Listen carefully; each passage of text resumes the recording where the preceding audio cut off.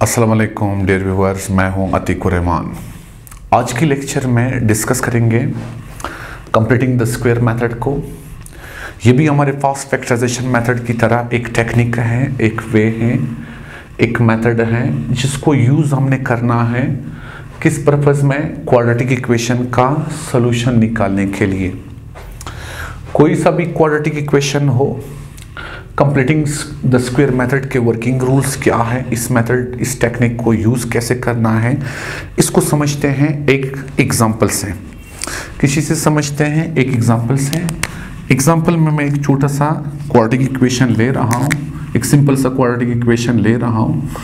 Quadratic equation हमारे पास है 2x square plus 8x plus 4 which is equal to 0। ये हमारे पास क्या है? ये हमारे पास एक क्वाड्रेटिक इक्वेशन है। अब हमने करना क्या है? ये तो हमारे पास है क्वाड्रेटिक इक्वेशन।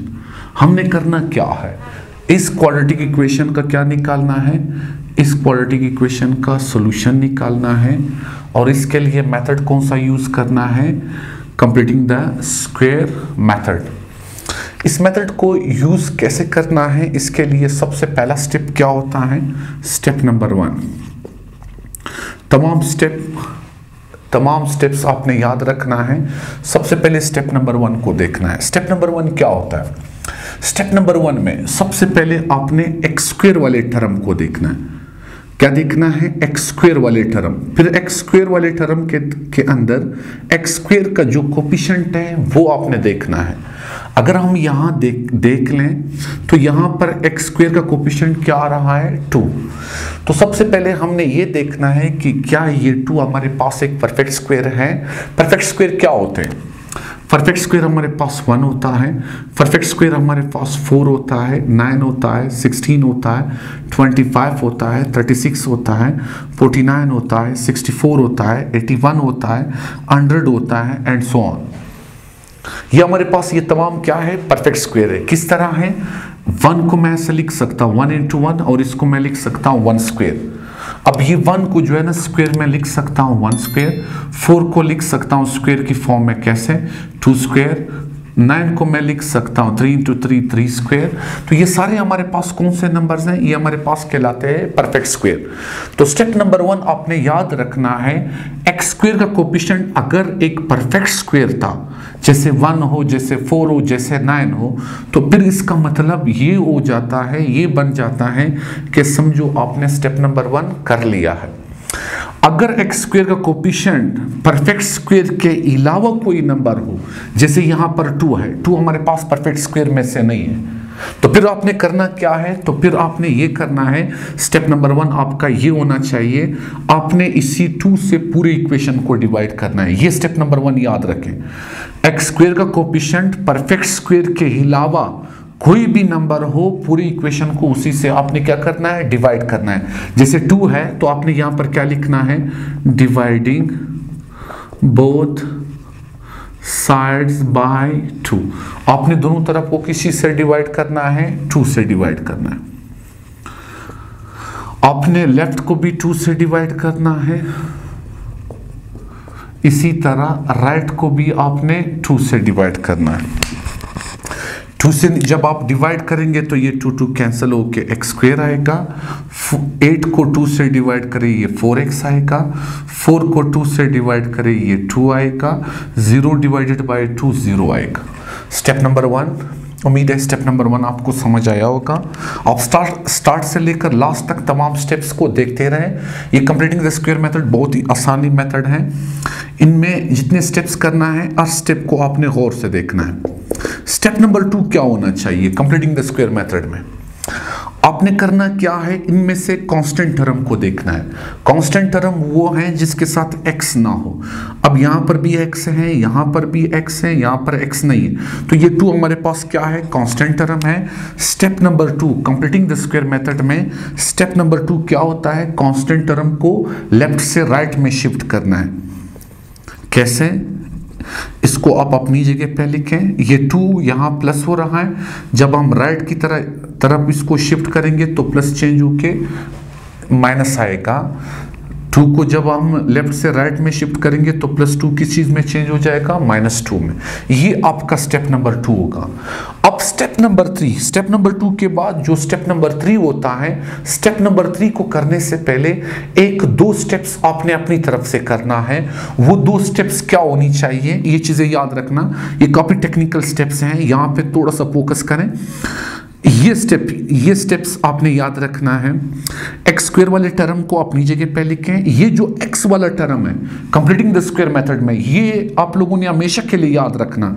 स्टेप नंबर 2 के बाद स्टेप नंबर 3 से पहले ये जो स्टेप आपने अपनी तरफ से करना है, ये बात याद रखें। जो x वाला टर्म है इसके साथ आपने क्या करना है, 2/2 को अपनी तरफ से लाना है। बाकी यहां पर 4x है, 4x को अपनी जगह पे लिखें। इससे कोई मसला नहीं होना चाहिए। 2 को अगर मैं 2 के साथ कैंसिल करूंगा वापस 4x आएगा। अगर कोई आपसे ये क्वेश्चन करे वापस ये स्टेप लाएं तो ये स्टेप आप ला सकते हैं। कैसे, 2 को 2 के साथ कैंसिल करें वापस 4x आएगा। ये बात याद रखें। स्टेप नंबर 2 के बाद अगर आपने स्टेप नंबर 3 करना था तो स्टेप नंबर 3 को करने से पहले ये स्टेप आपने अपनी तरफ से करना है।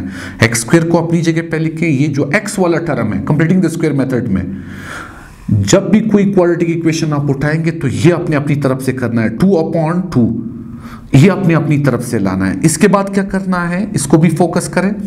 ये जो ऊपर वाला 2 है इसको आगे की तरफ पुश करें, इसको आगे की तरफ खींच लें। ये जो नीचे वाला 2 है इसको 4 के नीचे ले जाएं। कैसे, इस तरह। आपको कोई मसला नहीं होना चाहिए, इस तरह कोई मसला नहीं होना चाहिए। अगर मैं 4 को 2 से कैंसिल करूं वापस 2 आ जाएगा, साथ में x आ जाएगा =-2। अब देख ले, जो स्टेप नंबर 2 था ये 1 2 3 स्टेप्स ये जो आपने किए, फाइनल में ये जो स्टेप आया है, इस स्टेप और इस स्टेप में कोई फर्क नहीं है। यहाँ x स्क्वायर है, यहाँ पर भी x स्क्वायर है, यहाँ 4x है, यहाँ 2 2 4x, ये भी 4x है, यहाँ -2 है, यहाँ पर भी -2 है। अब स्टेप नंबर 3 लेना आपके लिए इंतहाई आसान बन गया है। स्टेप नंबर 3 क्या है आप याद रखें। स्टेप नंबर 3 आपका ये होना चाहिए। स्टेप नंबर 3 में यहां एक दफा फिर से देख लें। एक्स स्क्वायर के बाद ये जो 2 है, 2 के बाद यहां जो 2 नंबर्स होंगे, ये बात याद रखें, काफी टेक्निकल स्टेप है। यहां जो 2 नंबर्स होंगे जैसे 2 है और साथ में x है, इन दोनों का स्क्वायर होना चाहिए। 2 के बाद 2 है, 2 का भी स्क्वायर होना चाहिए। x है, x का भी स्क्वायर होना चाहिए। x का स्क्वायर मौजूद है लेकिन 2 का स्क्वायर मौजूद नहीं है। अब आपके ज़हन में ये सवाल पैदा होगा कि 2 का स्क्वायर हमने लाना क्यों है, क्योंकि कंप्लीटिंग द स्क्वायर मेथड, ये नाम से वाज़ेह है। एक स्क्वायर कंप्लीट किस तरह होगा इसके ऊपर मैं जो है ना फार्मूले में बाकायदा आपको डिटेल से बताऊंगा, लेकिन एक दफ़ा यहाँ पर देख लें, ये बात हमेशा के लिए याद रखें। 2 के बाद जो कुछ भी होगा उसका स्क्वायर होना चाहिए। 2 के बाद 2 है, 2 का स्क्वायर मिसिंग है, x का स्क्वायर मौजूद है, तो जो मिसिंग है उसको आपने स्टेप नंबर 3 में लाना है। स्टेप नंबर 3 आपने क्या करना है, जो मिसिंग है, मिसिंग क्या है, 2 का स्क्वायर मिसिंग है, तो आपने यहाँ पे क्या लिखना है, heading 2 square on both sides. आपने 2 का स्क्वायर दोनों तरफ लाना है। ये देखें, एक्स स्क्वायर को अपनी जगह पे लिखें, फिर +2 × 2 × x, ये 2 स्क्वायर लेफ्ट में भी जमा करें, यही 2 स्क्वायर आपने राइट में भी आपने प्लस करना है। परेशान होने की जरूरत नहीं है।